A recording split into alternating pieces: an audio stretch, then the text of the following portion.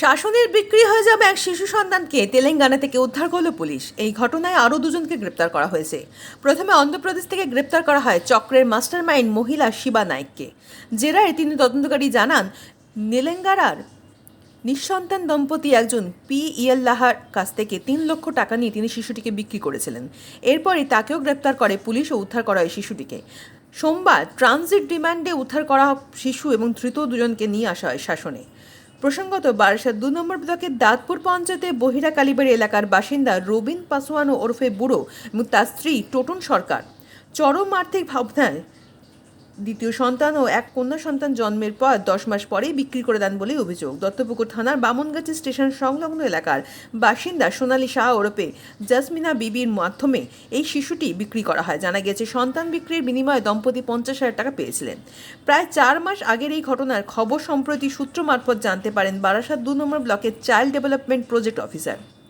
এরপর তিনি শাসক থানায় লিখিত অভিযোগ দায়ের করেন। সেই অভিযোগের ভিত্তিতে তদন্তে নেমে পুলিশ গত ২৭শে জানুয়ারি অভিযুক্ত দম্পতি ও দালাল সোনালী সাহাকে গ্রেপ্তার করে।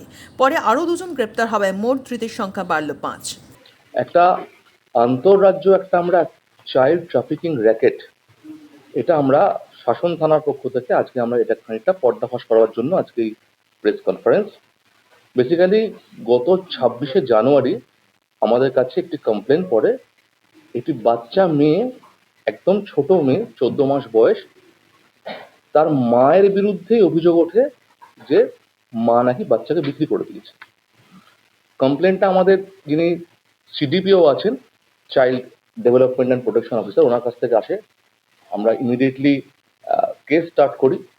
কেস স্টার্ট করার পরে প্রথম মাকে জিজ্ঞাসাবাদ করে আমরা তার বাবার কাছে অব্দি পৌঁছাই এবং জানতে পারি যে এই মা এবং বাবা দুজনে মিলে সোনালী সাহা এলিয়াস জাসমিনা বিবি, একজন দালাল, এনার মাধ্যমে অন্ধ্রপ্রদেশে বাচ্চাটিকে পাচার করে দিয়েছে।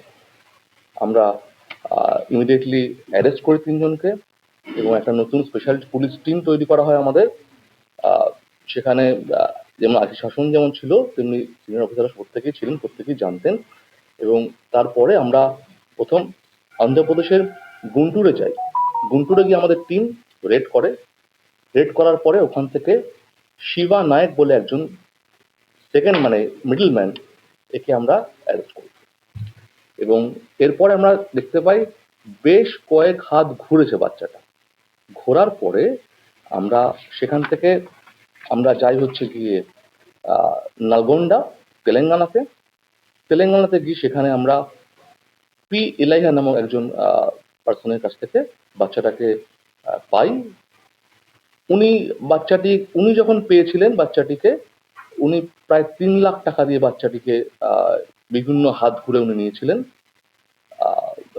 আমরা বাচ্চাটাকে ওর অ্যাবসলিউট পজিশন থেকে আমরা রিকভারি করি, আমাদের টিম রিকভারি করে এবং এই শিবা নায়েক এবং পি ইলাইহা দুজনেই অ্যারেস্ট হয়। এবং আমাদের টিম আজকে ফিরছে এদেরকে নিয়ে, উইথ ছোট যে বাচ্চাটি আছে তাকে নিয়ে ফিরছে। তো এটা আমরা একটা বুঝতে পারছি যে যারা একটু দরিদ্র মানুষ যারা আছেন, তাদের কাছে এরা বিভিন্নভাবে অ্যাপ্রোচ করে, যে যারা এই পাচার চক্র যারা কাজ করে, তারা যার আন্তঃরাজ্য যেখানে ছোট বাচ্চার ডিমান্ড রয়েছে, কেউ বাচ্চা দত্তক নিতে চান, তাদের কাছে একটা মোটা টাকার বিনিময়ে এরা বিক্রি করে দিচ্ছে। এবং আমরা আরো কিছু লিড আমাদের কাছে আছে, আমরা সেগুলোকেও ডেফিনেটলি সেই লিডগুলোকে আমরা কাজে লাগাবো এবং আমরা পরবর্তীকালে এই চক্রটাকে আরো বেশি করে যাতে আমরা ঘিরতে পারি এবং আমরা তাদেরকে অ্যারেস্ট করতে পারি, সেদিকে আমরা নজর দেবো।